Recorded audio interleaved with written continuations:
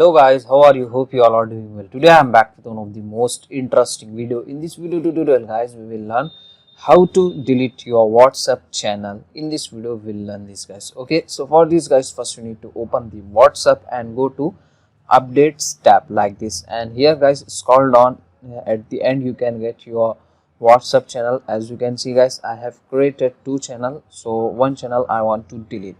So just open your channel which you want to delete like this, and after opening the top right side corner of your screen you can get three dots option. Just tap on it and go to channel info. Okay, and here guys scroll down, you can get the option delete channel. Just tap on it, and here you need to confirm once again. If you want to delete, just tap on delete button and enter your phone number like this and tap on delete. That's it.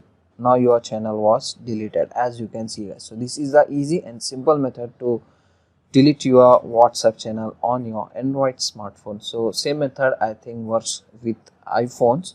So hope you enjoy this video. If you enjoy, please guys like, share and subscribe to our channel. Thank you very much.